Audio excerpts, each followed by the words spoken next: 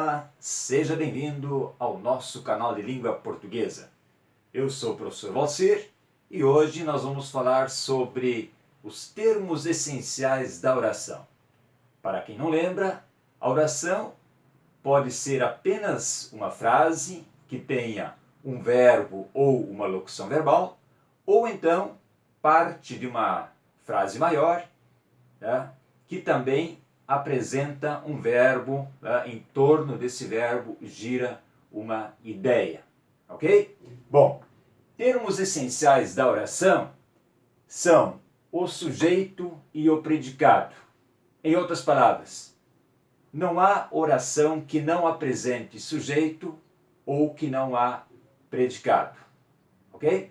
Bom, sujeito é a parte sobre a qual o predicado diz alguma coisa. E predicado é a parte que contém o verbo e diz alguma coisa sobre o sujeito. De forma resumida, essa é a definição de cada uma dessas partes. Vamos ver dois exemplos. Primeiro, as estações do ano são bem definidas no sul do Brasil. Vejam, nós temos aqui, sujeito vai até esta parte e aqui nós temos o verbo, são. A partir do verbo começa então o predicado.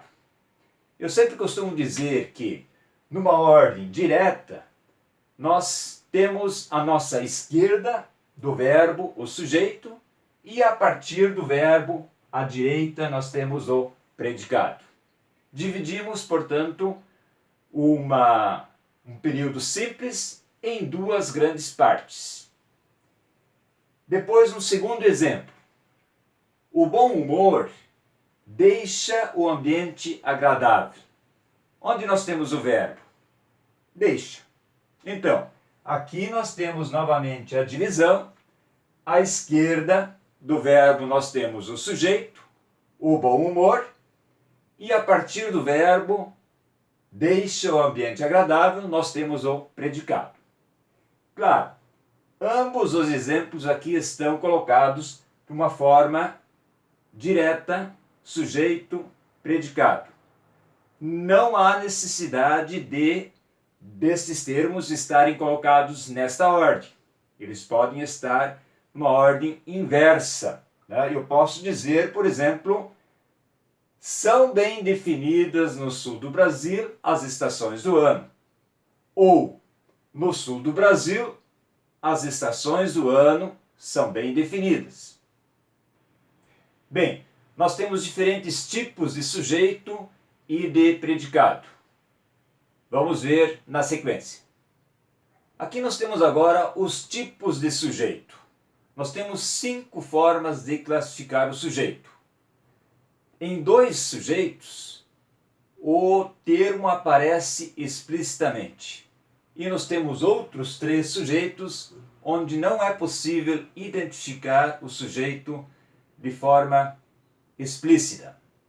Bom, sujeito simples apresenta um núcleo. Vejam, um núcleo simples está na nomenclatura. E este núcleo é representado normalmente por um substantivo, ou então por um pronome substantivo. Neste caso, normalmente, um pronome pessoal reto. Bom, exemplo que nós temos aqui. Este aluno escreveu um belo texto. Vejam, sujeito, aqui nós temos novamente na ordem direta, né? À esquerda do verbo, o núcleo do sujeito é aluno, que é um substantivo. A partir do verbo escrever, nós temos o predicado. Depois, sujeito composto.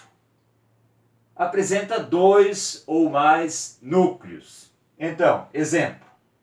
Os alunos e o professor visitarão o museu.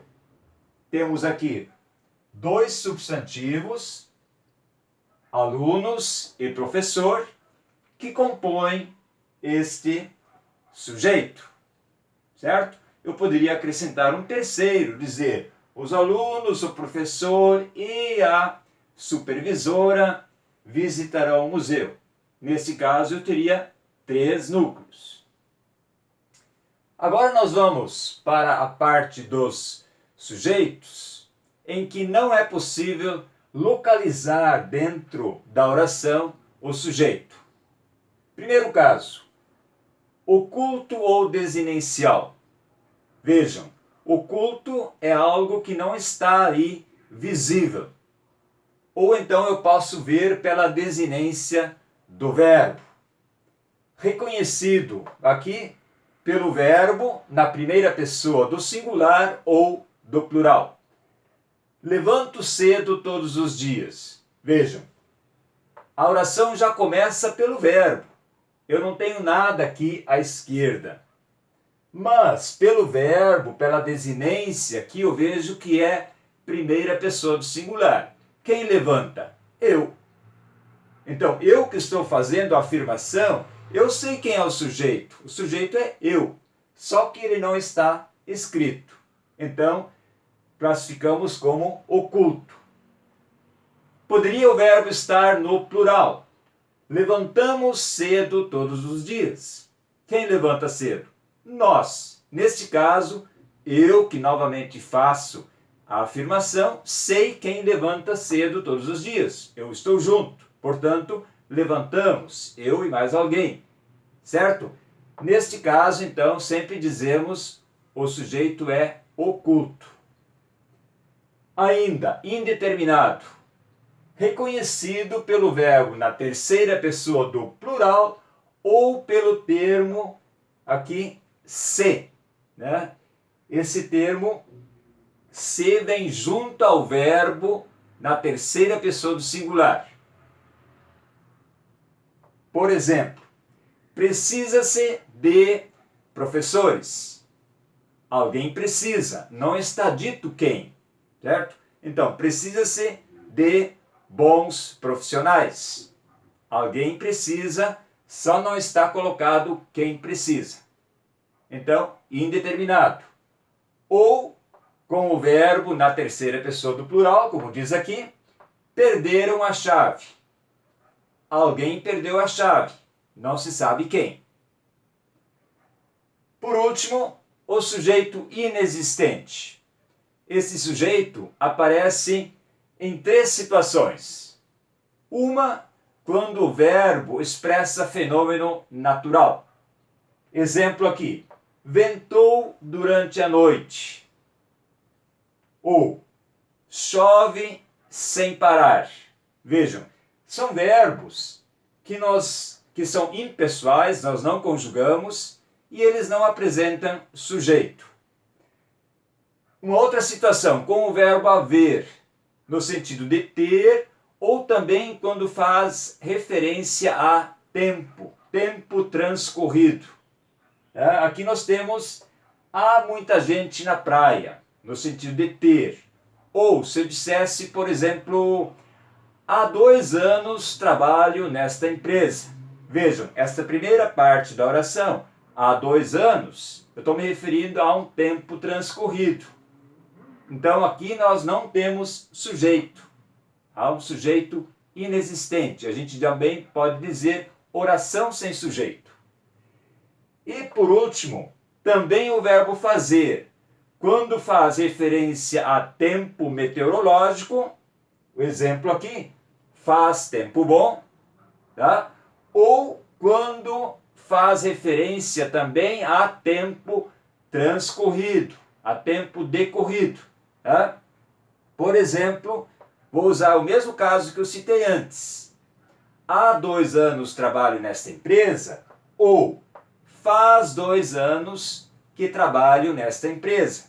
Vejam, essa primeira parte, faz 2 anos, né? Eu não tenho aqui como situar um sujeito. Portanto, afirmamos aqui há uma oração sem sujeito. Tá? Um sujeito inexistente. Tá bem? E aqui nós temos os diferentes tipos de predicado. Nós temos 3 formas de classificar o predicado. Primeiramente, o predicado nominal. apresenta verbo de ligação e possui como núcleo um nome. Normalmente, este nome citado aqui é representado por um adjetivo, eventualmente também um substantivo. Tá? Exemplo aqui. As crianças estão animadas. Vejam, estar é o verbo, um verbo de ligação, e o núcleo, então, é animadas. Este núcleo também denominado o predicativo do sujeito. O que faz o verbo de ligação? Para quem não lembra, os verbos de ligação aqui são poucos os verbos, né, considerados verbos de ligação. Verbo ser, estar, parecer, permanecer, continuar, tornar-se, ficar, também o verbo virar, no sentido de estar, né? Bom, esse assunto dos verbos de ligação nós vamos ver também num outro vídeo, junto com a classificação dos demais verbos, os verbos quanto à sua predicação. Bom, voltando para cá, a função do verbo de ligação é justamente essa: ligar o predicativo, isto é, uma qualidade ao sujeito.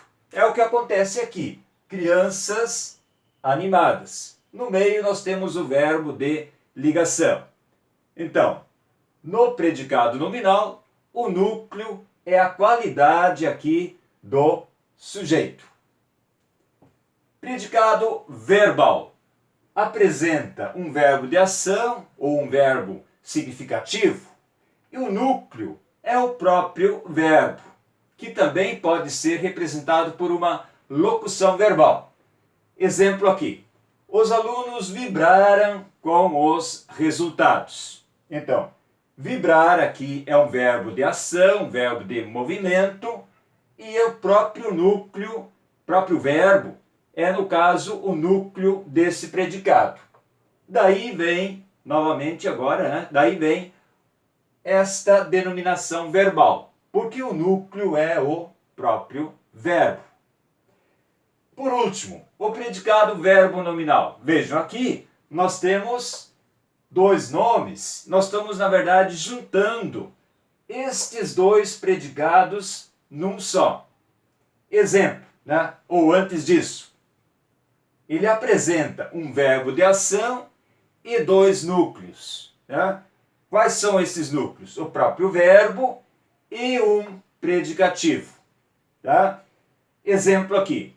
Os atletas chegaram cansados. Veja, nós temos aqui núcleo, verbo, chegar, e ainda um predicativo. Atletas cansados. Temos aqui essa qualidade, certo? Do sujeito, embora o verbo aqui não seja verbo de ligação. Mas qual é o raciocínio que nós fizemos aqui? Eu tenho implícito aqui um verbo de ligação. Os atletas chegaram e estão cansados, ou estavam cansados. Tá? Essa forma de entender melhor aqui este predicado é olhar para o desmembramento deste período aqui, desta oração. Vejam, eu fiz aqui, coloquei aqui duas frases separadamente. Né? Os atletas chegaram, né? Aqui eu tenho apenas um predicado verbal. Chegar é um verbo de ação, movimento. Né? Eu tenho aqui, os atletas chegaram. Poderia colocar um ponto aqui, terminar a oração. Os atletas chegaram, predicado verbal, ou os atletas estão cansados. Tá? Neste segundo caso, eu tenho agora um verbo de ligação. Este verbo que eu disse antes está implícito. Portanto, com o verbo de ligação, eu tenho uma qualidade, cansados, que é o predicativo e que é o núcleo desse predicado aqui agora nominal. Juntando estas duas orações curtas e formando apenas um período aqui, eu tenho então o predicado verbo nominal, com dois núcleos, um verbo e um predicativo. Ok? Bom, desta forma nós terminamos este vídeo dos termos essenciais da oração. Se você gostou do vídeo, curta e, importante, faça sua inscrição no canal.